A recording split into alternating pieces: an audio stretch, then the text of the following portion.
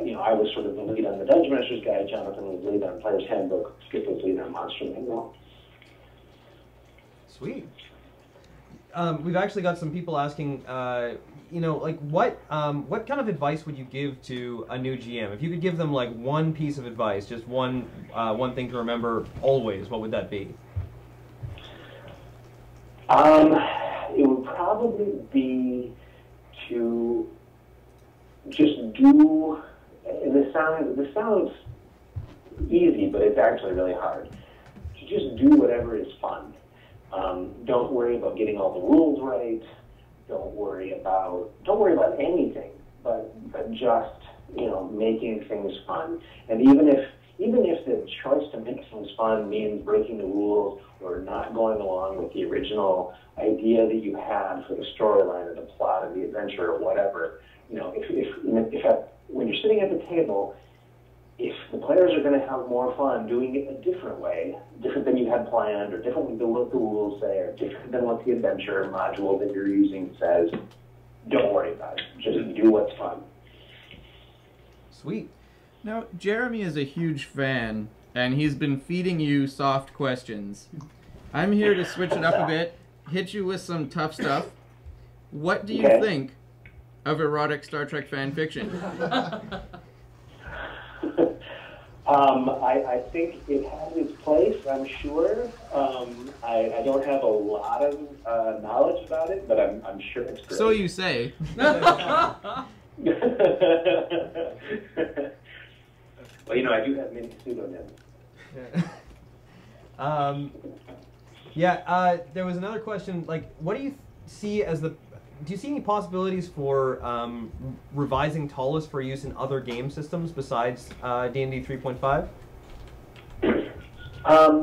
I don't, actually. And the reason is that Talus is kind of a one-of-a-kind sort of product. It's so big, so deluxe, that any kind of undertaking to convert it to a different game or to try to, convert it and then publish it with different rule set, the costs would be so prohibitive, you'd never recoup those costs.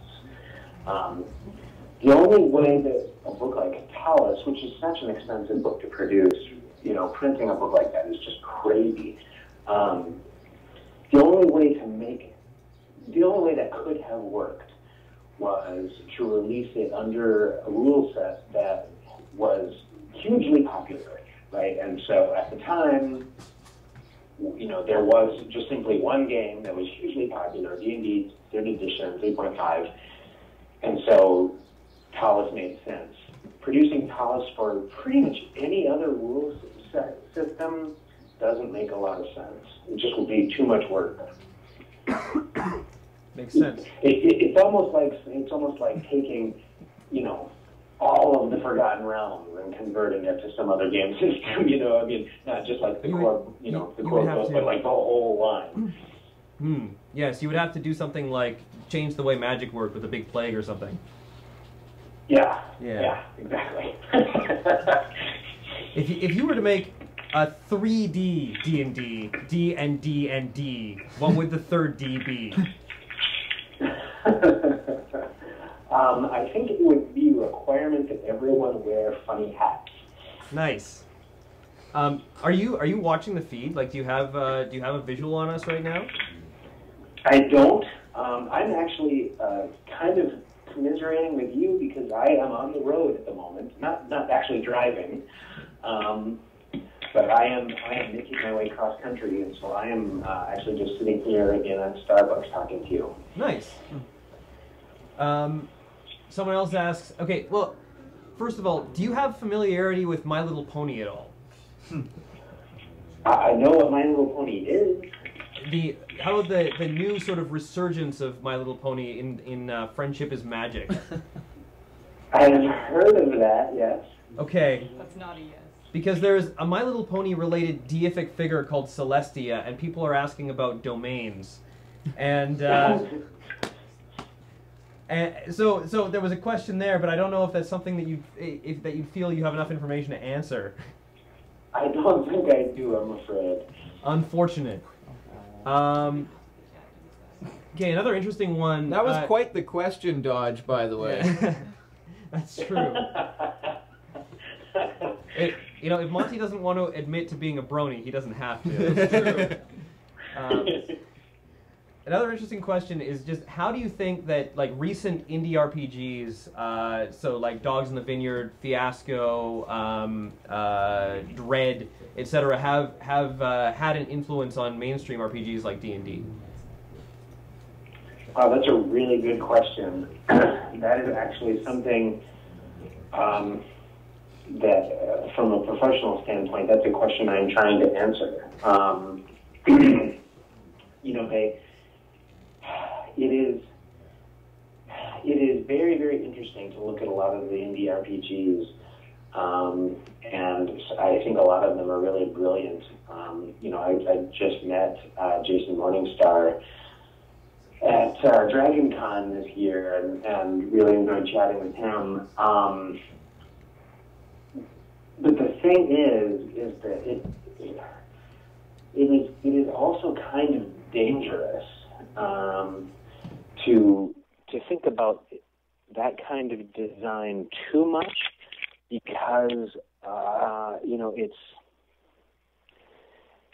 know I think there are interesting lessons to be learned, but just because as a game designer I have familiarity with those games and my game designer friends have familiarity with those games, and you know some small percentage, some very small, very vocal percentage of people online have familiarity with those games.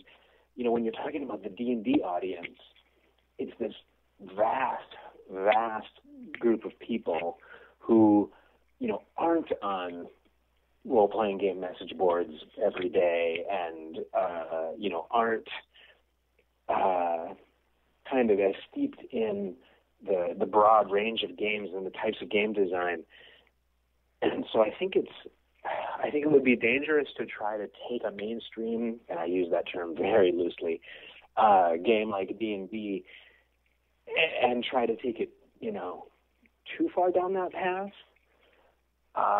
So it's a real balancing act. There's actually another question, which is almost sort of the opposite. The person wants to know about Monty Cook's World of Darkness, which always it does seem like a bit of a strange gig, and just wants to know like how did that come about? Well, you know, it was one of those. It was kind of a movie moment. Because at the time, I was kind of backing away from game design and working on some different things. I wrote a nonfiction book about conspiracy theories and stuff like that, and I was kind of doing some other kinds of work. And White Wolf basically came to me and said, if we just gave you the World of Darkness and you could do whatever you wanted with it, what would you do? And, you know, when somebody asks a really cool question like that, well, you stop and you pay attention, you know, and so it was kind of like, you know, every time I get out, they keep dragging me back in kind of moment.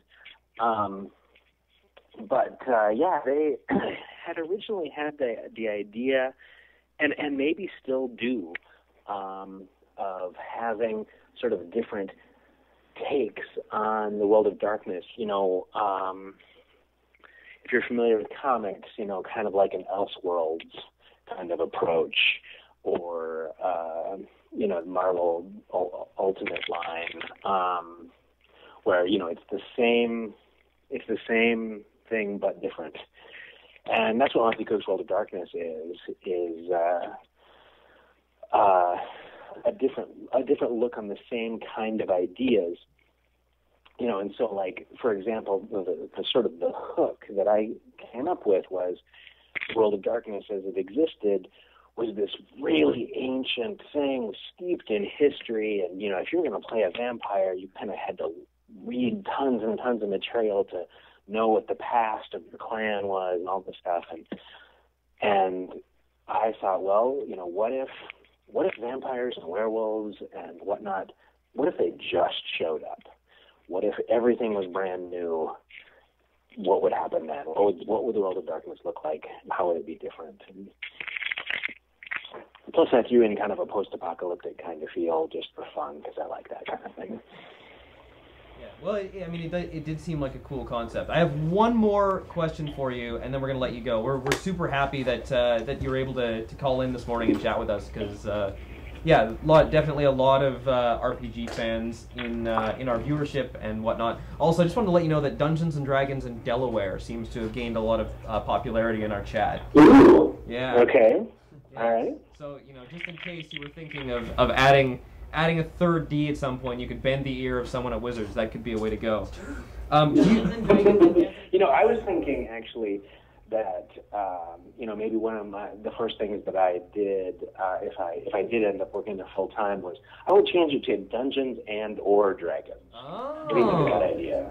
So get rid of the ampersand and sort of toss in some options. Right. Exactly. You know, give it a little more freedom. Excellent. Okay, so the one last question I have for you is that we are collecting facts from everyone that we talk to. We have a challenge, and someone is a good friend of ours who's been with us for many years has offered to donate $5 for every fact that we can collect from the people we talk to. One fact per person. So, do you have an interesting fact you can give us to add to our collection? It could be anything. No pressure, but this is really where you sink or swim. There was a time, I probably can't do it now, but there was a time when I could recite all the dialogue from the movie Ghostbusters from beginning to end. Wow. That is super awesome. Actually, we've got our another friend of ours, Mikey Newman, who's one of the guys at one of the guys who worked on Borderlands with Gearbox. He's also a huge Ghostbusters fan and regularly talks about it. I think he might be in that camp with you too, along with Bill, who is not able to make it, but played some Call of Cthulhu with you at a con once. So. Oh, cool. Yeah. So thanks so much for giving us a call, Monty, and joining us on our road to charity. Yeah, well, good luck. Yeah, James. I hope you don't crash. Yeah, well, we've already crashed a few times, but you know, we're gonna keep going, and that's the important thing. James? I just wanted to quickly say, Liz Smith says hi, Monty. Oh, well, great. Tell Liz hello. She is currently recuperating after a long night of busing, so... And is also responsible for this call-in, so yeah. Everybody thank her and Monty for calling in. Thank you. Thanks, Monty. Sure, thanks for having me on. It's been a pleasure. Yeah. Liz is awesome, so tell her that too. And you know, when you get to Wizards, Mike Merles has tried to call in now a couple of years in a row and never been able to swing it. So you can rub that in his face a bit. I will. And anything I can do to rub something in his face, I'll take. So that's great. Excellent. All right. Thanks a lot, Monty, and we will hopefully talk to you real soon. Okay. Thanks.